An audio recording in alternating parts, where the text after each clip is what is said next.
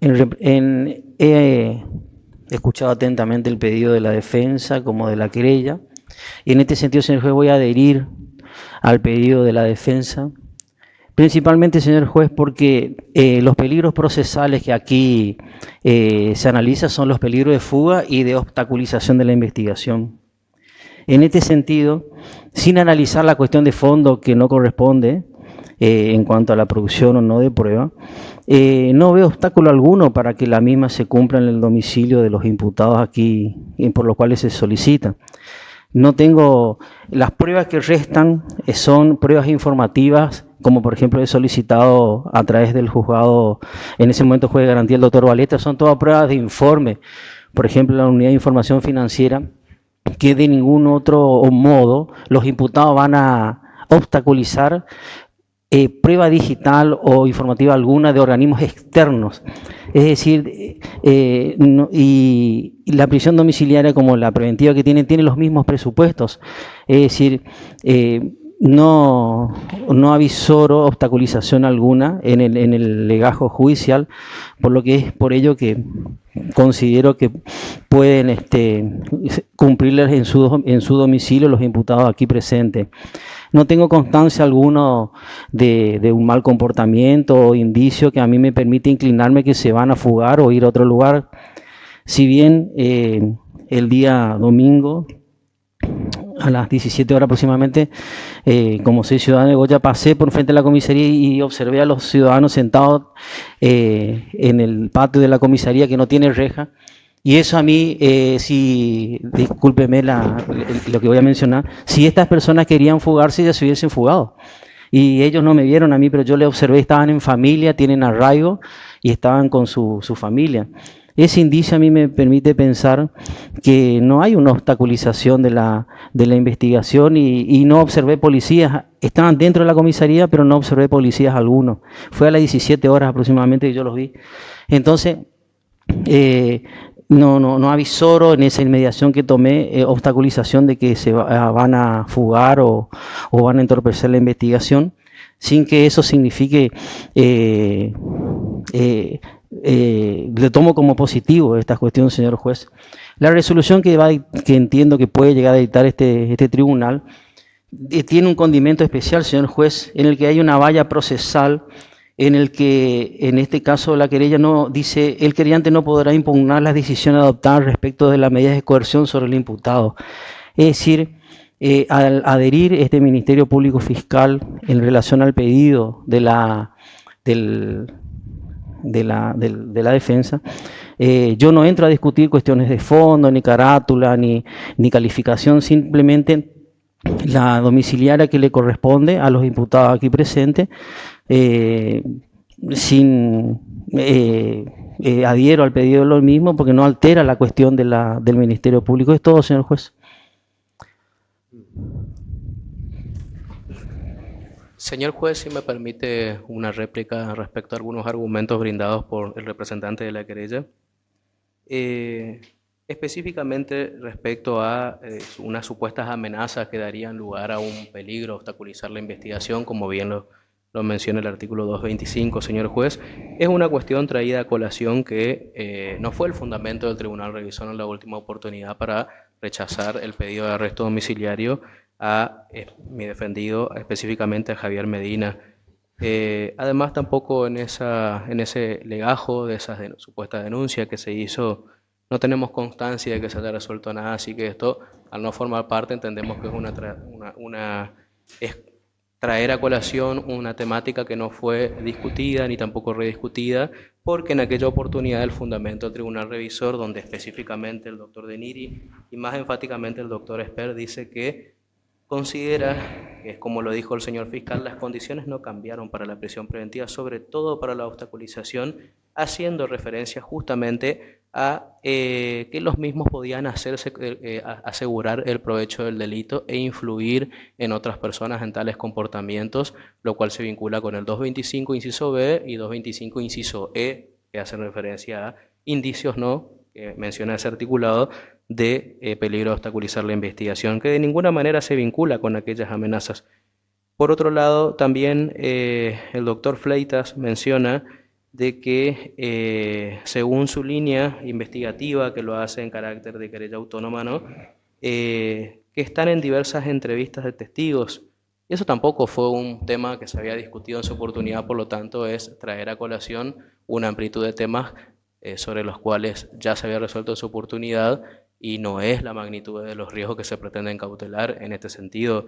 Si ya se presentaron varias querellas, que en su oportunidad eran más de 100 y ahora hasta hace un par de meses eran 99, hubo evidentemente una reducción a 98 que menciona ahora, por algún motivo será, y que desconocemos hasta el momento, pero lo interesante acá es que esta defensa también está accediendo de a poco a las entrevistas que en realidad ya se encuentran a disposición y como son extensas, todavía tampoco las entrevistas de las querellas pudimos acceder a todas ellas para poder observar los videos, pero sí entendemos de que es analizable el testimonio de lo que se va a producir conforme a lo que ya se presentó en cada querella, porque cada querella en particular o cada querellante en particular ya ha manifestado su versión del caso y de la situación que ha vivido de supuesta defraudación a través de la presentación oportuna, donde ya hizo una primera manifestación que después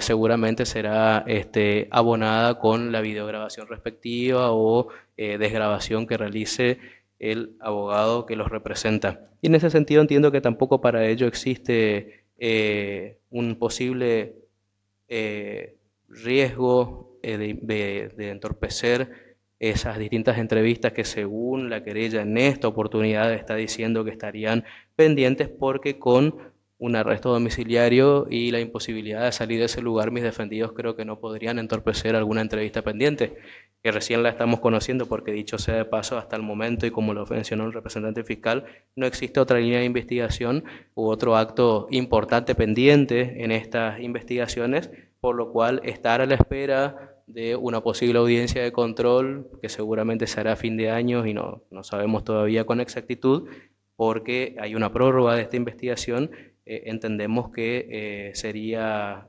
injustificada en esta causa, por lo cual entiendo que la opción más factible en este caso sería hacer lugar al pedido que razonablemente estamos planteando en esta audiencia. Nada más, señor juez.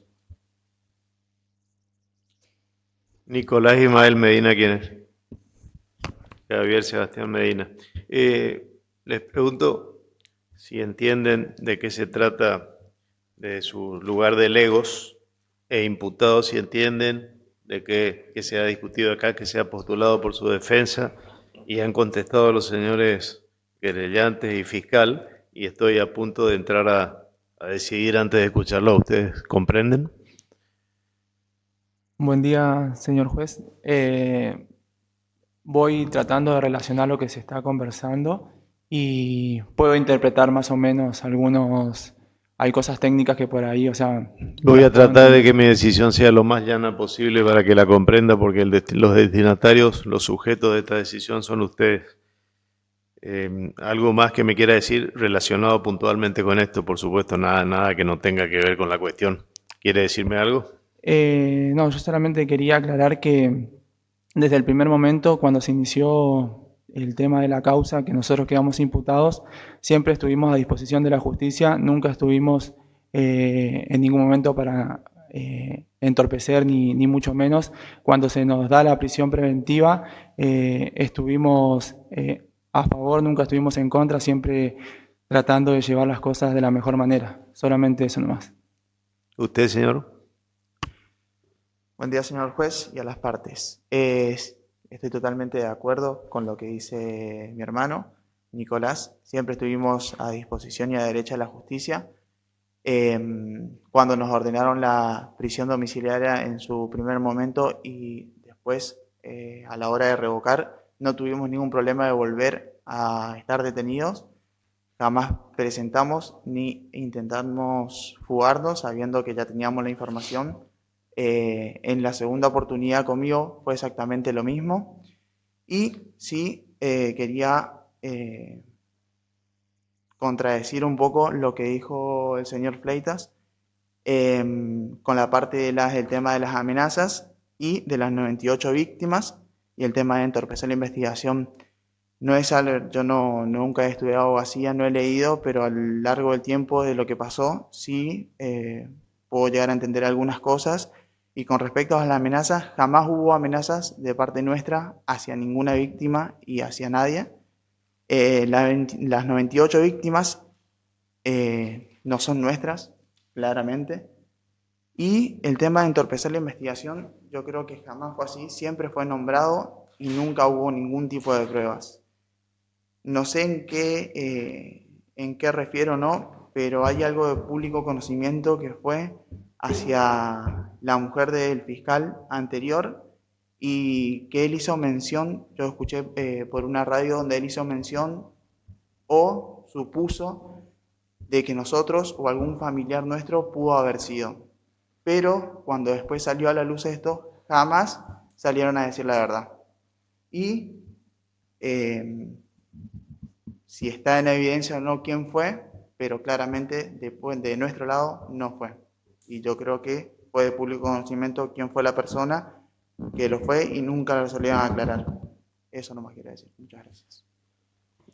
Una pequeña nota antes de ingresar al punto culminante. La prisión preventiva ni se goza ni se está a favor, se sufre como costa de una imputación y como carga que el Estado y la persecución penal imponen cuando se dan las circunstancias para que esta investigación pueda ser eficaz, eficiente y llegar al mejor puesto, al destino de realización de justicia. Dicho esto, estoy aquí entre dos ciudadanos que sufren la coerción ambulatoria y tres experimentados y jóvenes abogados avesados cada uno en su función. De manera tal que digo eso, destaco eso porque en el marco conceptual que voy a tocar, seguramente escucharán cuestiones altamente sabidas, resabidas por ustedes, pero ese marco conceptual es insoslayable de dar cada vez que la situación se presente, porque las decisiones jurídicas no tienen que tener una aparente fundamentación, sino una fundamentación en esencia, más allá de que se comparta o no. El derecho, el ejercicio del derecho y el proceso penal es fundamentalmente disenso, un disenso lógico, jurídico, cada uno con sus argumentaciones, por supuesto, y sin perjuicio de, como decía, que se compartan o no, pero siempre dentro de lo que es un debido proceso legal y con los resortes que cada parte cuenta para activar o ejercerlo en su titularidad, de no compartir las decisiones del que está hablando en este caso.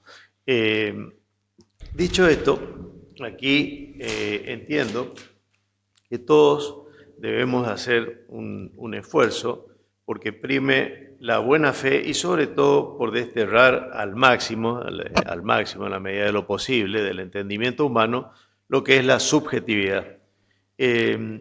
La prisión preventiva es un recurso que el Estado, en su rol de persecutor penal y la querella autónoma en este caso, tienen para tratar de cautelar dos puntos fundamentales.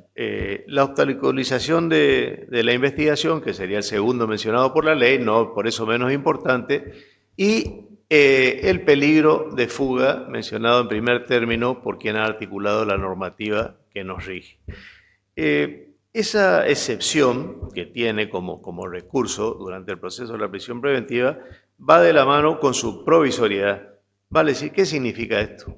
Que la prisión preventiva y el encierro de las personas imputadas se justifica mientras se mantienen las circunstancias que dieron origen a la prisión preventiva. Nada hay impermanente, mucho menos en el proceso penal, de manera tal que las circunstancias en la dinámica misma de este proceso puede variar en cualquier momento. La prisión preventiva no es un adelanto de pena, es una medida cautelar. Cautela justamente, y lo digo por segunda vez, el peligro de evasión de los imputados y la obstaculización de la justicia. La regla durante el proceso penal es que el imputado, que goza del estatus de inocente, mantenga la libertad ambulatoria y, por excepción, se lo prive de ella. Estas personas aquí, los ciudadanos Medina, días más, días menos, que para ellos no habrán sido así, sino cada minuto cuenta, están privados de libertad desde marzo del 2022 con alguna que otra pausa por la articulación de las vías recursivas y el cambio de decisiones en ese sentido. El doctor Fleitas ha mencionado algo que no quiero dejar pasar por alto. Efectivamente, un mejor ejercicio de la defensa no es un argumento relevante ni de peso, ni siquiera es un argumento para justificar que se varíe, que se altere la decisión tomada respecto al encierro de los imputados. El ejercicio, si no, ningún imputado detenido podría contar con una defensa técnica. La forma, las bondades y las facilidades que cada uno tenga para acercarse a su cometido en el proceso, eso ya es otra cuestión que no me compete ni interesa aquí. Aquí lo que interesa es que nada puede ser apreciado dogmática ni esquemáticamente. Hay que ligarlo razonablemente y con una puntualidad del mayor esmero para aplicarlo en el caso concreto. En este sentido, yo aprecio, porque es ostensible, no solamente el volumen de la causa, sino el ingente esfuerzo que tanto el Ministerio Público de la Defensa como sobre todo la querella autónoma y la Fiscalía hacen en una causa que implica potenciales o reales víctimas y tanto trabajo de investigación. Aquí estas personas, los ciudadanos Medina, como decía, llevan un año y algunos meses encerrados, y ese encierro se justificaba en tanto y en cuanto la investigación tenía pendientes cuestiones que ellos había algún indicio concreto, claro, preciso, de que podían alterarla, perturbarla u obstruirla, o fugarse. En este sentido, por más que el doctor Fleitas, y hay que dar la derecha, haya dicho que sigue trabajando en medidas probatorias y en el logro de incorporación de material al proceso, esta cuestión no es óbice para que una morigeración en la coerción que vienen padeciendo estos ciudadanos sea dispuesta favorablemente. Por el contrario, la prisión domiciliaria no implica la libertad de los imputados, siguen en prisión, y en este sentido voy a tomar algo señalado por el doctor Castillo, porque entiendo que en ese esfuerzo que decía personal de la subjetividad tenemos que desterrar la hipocresía, y es realmente una cuestión escandalosa la que ha señalado de ese relajamiento de las condiciones de detención, que nada tienen que ver con un trato humanitario, sino que se exceden y son realmente bastardeadas con actitudes de nuestra fuerza de seguridad y para una falta de respeto para con las mismas víctimas y los profesionales que los asisten. Pero a la vez, tomado con valentía y de cara a la sociedad, no deja de ser un indicio de la actitud pasiva de estos ciudadanos y consecuente y conscientes del cargo que conllevan sobre su espalda, porque ante tal relajamiento de esas condiciones de detención son una invitación a la fuga de haberlo deseado estas personas. Eso demuestra que no es así. Si algo está absolutamente descartado en una prognosis, que nadie tiene la bola de cristal ni la verdad de lo que va a suceder, por eso es que nos manejamos por indicios y con razonamientos que puedan ser demostrables, aunque discutibles. Estas personas, lo que yo descarto aquí como uno de los dos extremos que autoriza una prisión preventiva es el peligro de fuga, que por otra parte el Estado y sus resortes no dejarán de cautelar, porque otorgar una prisión domiciliaria, en este caso, no es justamente, como decía, ponerlos en libertad de movimiento ni nada que se le parezca. El punto segundo, que es una eventual obstrucción de la justicia, alguna conducta que perturbe el esfuerzo que están haciendo el señor fiscal y el doctor Fleitas en la representación de tan numerosas víctimas, sí es un poco más delicado, porque podrían las personas sometidas a proceso de gozar de alguna libertad, obstruir investigaciones, ya sea por medio de amenazas o actitudes intimidatorias, destrucción de pruebas. En este caso, reitero, subrayo, estos ciudadanos con la morigeración de las condiciones de detención no quedan en libertad, quedan en prisión domiciliaria, vale decir, acotados a ese seno del hogar, que no podrán variar porque implicaría la revocación del beneficio que se les otorga. Se decía que el principio de inocencia implica no solamente presunción de no culpabilidad, sino también implica presunción de no peligrosidad. Aquí el legislador, con la introducción de este Nobel Código de Procedimientos, ha buscado sustanciales cambios, al intentarlo por lo menos, promoverlos, al proceso penal, y uno de esos cambios fundamentales es la agilidad, la rapidez y el acortamiento de los plazos que perjudican tanto en su dilación a la sociedad como mucho más a las personas que sufren este estado de persecución penal. Justamente una investigación voluminosa y que demanda tan denodado esfuerzo por quienes la llevan adelante y por quienes defienden la imputación, tiene aquí ya consumido bastante tiempo, como han consumido bastante tiempo en prisión estas personas imputadas, mientras han trabajado por las teorías del caso los respectivos funcionarios y particulares que aquí actúan.